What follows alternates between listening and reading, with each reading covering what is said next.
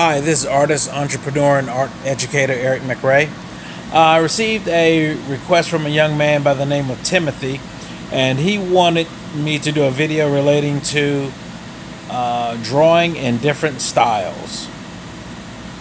Drawing is a very fundamental aspect of art, whether you're a sculptor, painter, illustrator, animator.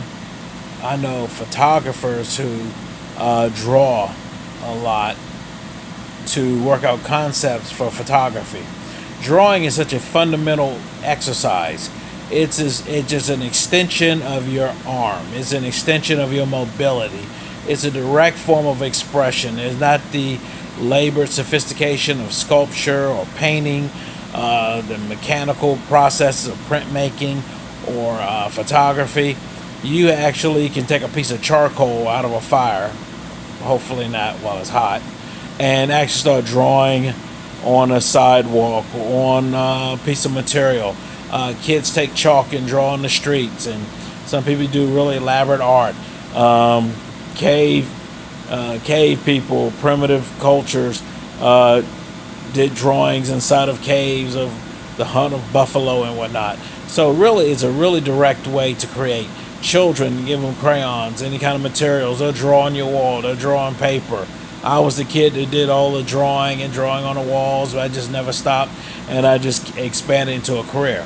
So when it comes to drawing is as diverse as there's a signature and a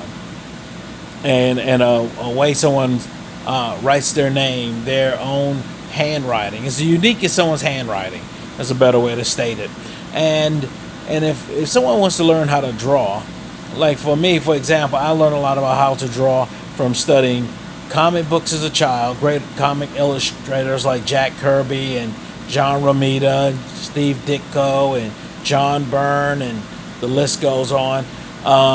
Those great artists, as well as I studied a lot of fine art and looked at the drawings of Van Gogh and Leonardo da Vinci, Rembrandt, Degas, contemporary artists who did more expressive abstract drawing like Robert Motherwell and Willem de Kooning. So the thing about drawing is in direct relationship to style, and style is in direct relationship to philosophy. So if you're a photorealist photorealist artist who's drawing say really fine detailed stuff, is a lot different than someone who's doing very expressive abstract gestural drawing or drawing in a comic book illustrative style, or you're trying to draw like Charles Schultz or the gentleman who did Calvin and Hobbes and so forth. So drawing is something you can develop stylistically, like a lot of the young people like to draw manga. So if anyone who wants to learn how to draw, the key thing is to learn how to draw from observation, which you learn to have data come into the eye through the brain and back out through your hand, and as well to learn how to look at a photograph, which breaks everything two-dimensionally down and be able to render what you see. But the thing about drawing is to understand how you choose to draw. And for me personally, I've learned to draw in a multitude of styles, and then I've kind of synthesized it into some of my own unique styles of drawing. So the key to being good at drawing is to draw every day, draw in different styles.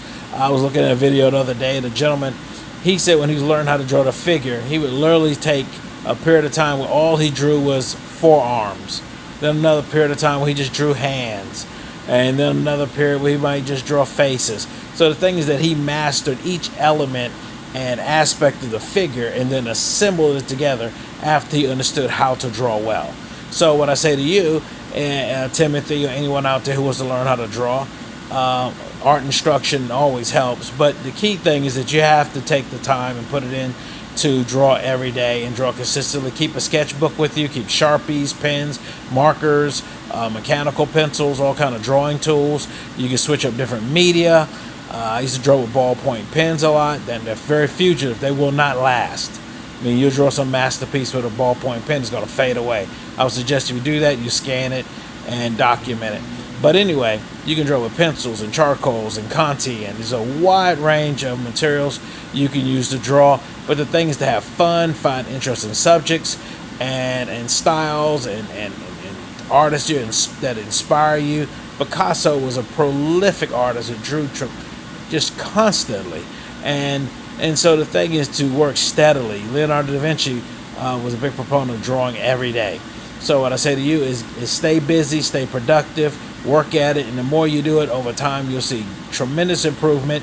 Experiment with different media. I love to draw with ink, just with a brush, and draw directly with ink onto paper. Oh, it's just wonderful. Wonderful way to just directly put something down, freely express, get great tones and shading with the ink. It's almost closer to watercolor, but not actually watercolor, but still a drawing medium. So just get in there and just try all kind of stuff. Don't be hesitant. Don't be fearful. Experiment with different types of papers. Hard press, what do you call hot press, smooth papers. Cold press has more textures. Different kinds of drawing papers, Bristol board, illustration board. Use printmaking paper, very absorbent, like Reeves BFK. I'm a big fan of Bristol board. Love the drawing on Bristol board.